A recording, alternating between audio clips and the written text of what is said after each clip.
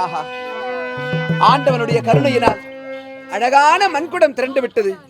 இந்த குடத்திலே ஜலம் எடுத்துக் கொண்டு போகலாம், முனிவரை சந்திக்கலாம்.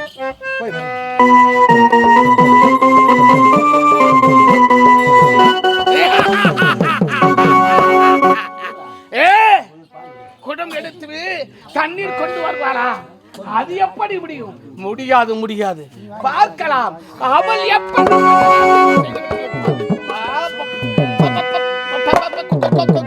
சாமி, என்னங்க ஏதோ தனியா பெனா தண்ணி இருக்கு? குளத்துக்கு போன மணலால் குடம் செய்த சாமி, நான் தான் ரேணுகாம்பாள். இங்க இருந்து குளத்துக்கு போனீங்கன்னு கேக்குறீங்க. பத்மத ராகத்திற்கு போனேன், குளிச்சுட்டேன். நான் கரையேறி வந்திருக்கிறேன். துணி எல்லாம் ஈரமா தான் இருக்குது. பார்த்தீங்களா? நீங்க சொன்ன மாதிரியே மணலால் குடம் எடுத்து வந்திருக்கிற பாருங்க சுவாமி. மணலால குடம் எடுத்து வந்திருக்கிறியா? நான் பூனை பிடிக்கணும் அப்படி இப்படி பார்த்துக்கிறேன். இல்லை, எனக்கு மணலால் குடம் செய்து விட்டிருக்கிறாள். ஆமாம், தண்ணீர் கொண்டு வந்திருக்கிறாயா? கொண்டு வந்திருக்கிறேன் சாமி, பாருங்க.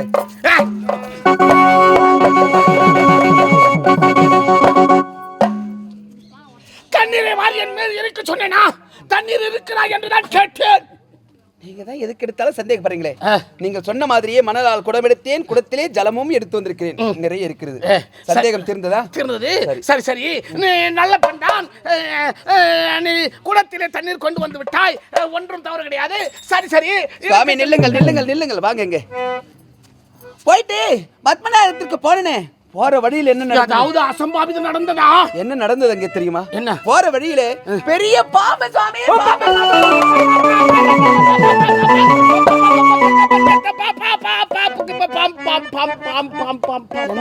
எங்க பாம்பு சாமி, நில்லுங்க. பாம்புன்னு சொன்னதுக்கு ஏன் இப்படி பயப்படுறீங்க? ஏன் இப்படி பயப்படுறீங்க? ஐயோ, பாம்பு என்று சொன்னால் படையை நடுங்கும் என்று வைப்பார்களே. பாம்பு என்று சொன்னால் படையும் நடுங்கும். படையே நடுங்குது. ஆமா ஆமா, நல்ல கடர் கஜநாட்ட இருக்கிற கொடை நடுங்குது. பாம்பு என்று சொன்னதுக்கு இப்படி பயப்படுறீங்களே? ஒரு பெண்ணாக பிறந்தவள் அந்த பாம்பை நான் தனியா நின்று பார்த்தனே, நான் எப்படி பயந்திருப்பேன்? உண்மைத்தான். முதலில் உங்களை போன்று நானும் பயந்தேன். பிறகு என்ன செய்தேன் தெரியுமா? உங்களை மனதிலே நினைத்தேன், தியானித்தேன், உங்களையே இடைவிடாமல் நமஸ்கரித்துக் கொண்டிருந்தேன். என்ன ஆச்சரியம்! படம் எடுத்து ஆடிய பாம்பு பக்கத்துல இருந்த பாறை மேல 3 முறை படத்தை போட்டு அடிச்சு செத்தே போச்சு சுவாமி. செத்து போச்சா? பாம்பு செத்து போச்சா? உண்மைதான். என்னையே நினைத்து என் பெயரை உச்சரித்ததால் அந்த பாம்பு படம் எடுத்து அங்க இருக்கக்கூடிய பாறை மீது 3 முறை அடித்து மாண்டு போச்சா? போச்சு போ. அப்படி என்றால் அந்த பாம்பு பாறையின் மீது 3 முறை அடித்து இறந்து போன அந்த இடத்திற்கு என்ன பெயர் தெரியுமா?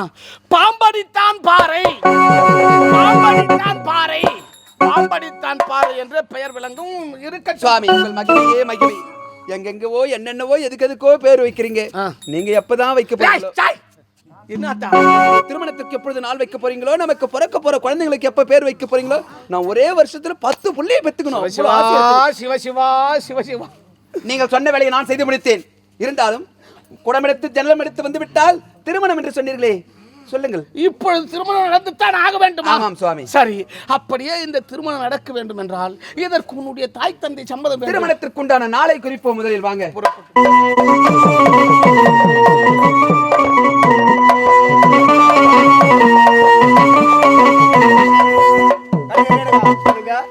மகள்களோ நகர்ல சென்றார்கள் உலக பவனி வர. எங்க தான் போயிருக்காங்க தெரியலையே. ஏதா கந்தப்பங்க.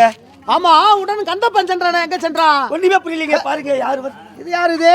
அட நீ வேற, நானே துணி மேல தலையை போட்டு வந்துக்கிறேன். அப்ப தலை மேல எதை போடுவ? ஏர்வான் தட்டு போடுவாங்க. டேய் டேய் டேய் கந்தப்பா.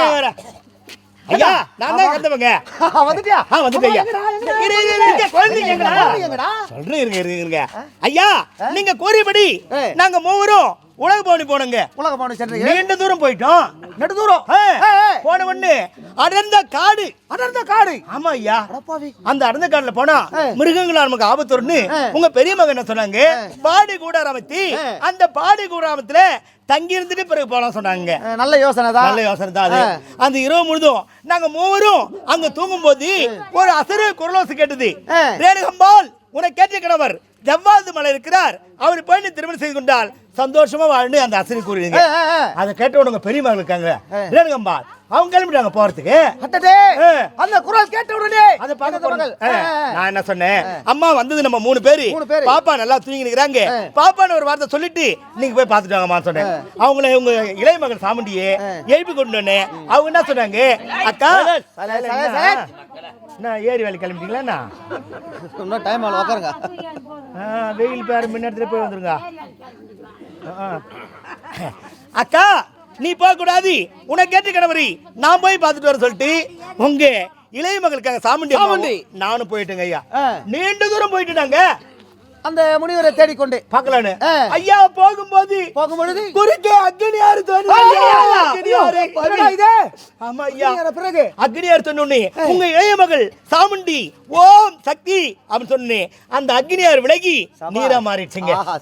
தெய்வ சக்திங்க. ஆமாடா, தெய்வ குழந்தையடாவா. ஆமாங்க. அதன் பிறகு நாங்க ஜெபாதமலைக்கு போனோம் மீண்டும். ஆமா, அந்த அக்னியாரை தாண்டி போனோங்க ஐயா. போகும்போது ஐயா பூதகணங்க தோன்றியது ஐயா. பிறகு என்ன நடந்தது ஐயா?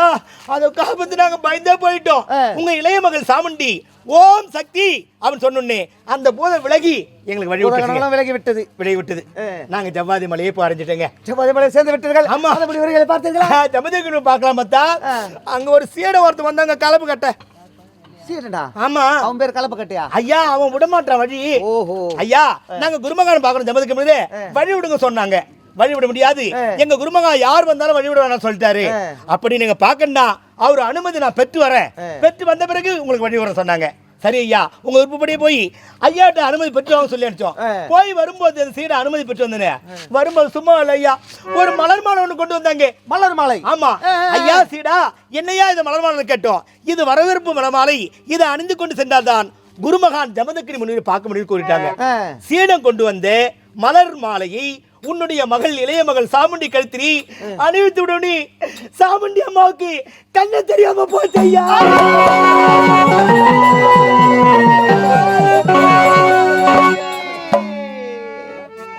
அழகடல் துருமை போல அடவே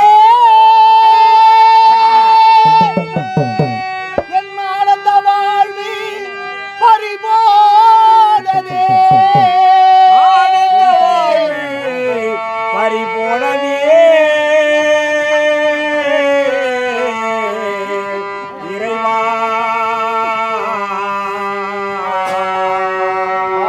சாமுண்டி அலைக்கடல் துருமை போல ஆனந்த வாழ்வி பறிபோனதே.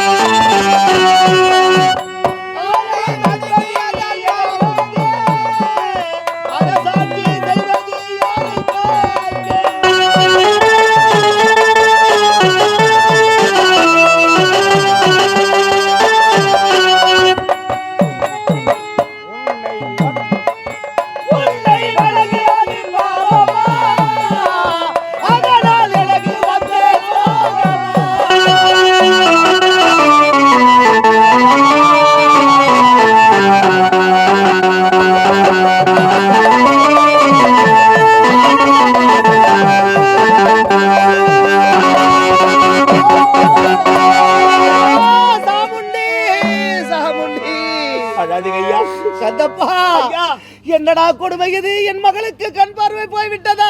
அழாதுங்க ஐயா, அழுதாங்க துடித்தாங்க.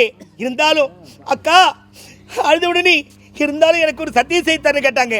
தங்கா இதுவரை எதையும் நீ கேட்டு கிடையாது, என்னம்மா சத்தியம் கேட்கிறேன்? அக்கா என்ன இந்த நன்மைக்கு ஆளாக்கினாரு, அவருடன் தான் நீ திருமணம் செய்து ஒரு சந்தோஷமா வாழணும்னு உங்க இளைய மகள் சாமுண்டி அம்மா கல்ல சரியா போயிட்டாங்க. ஐயோ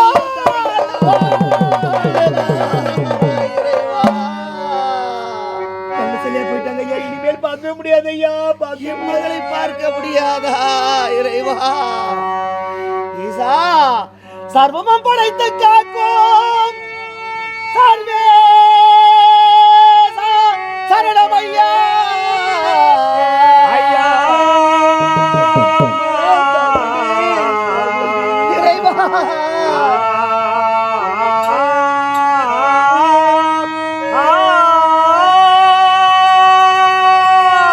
சர்வமும் படைத்து காக்கும் சர்வேசா சரணமையா.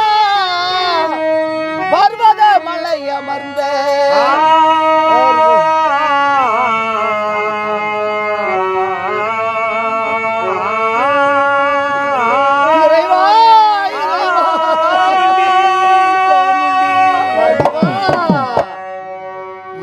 படைத்தாய் என்னை உலக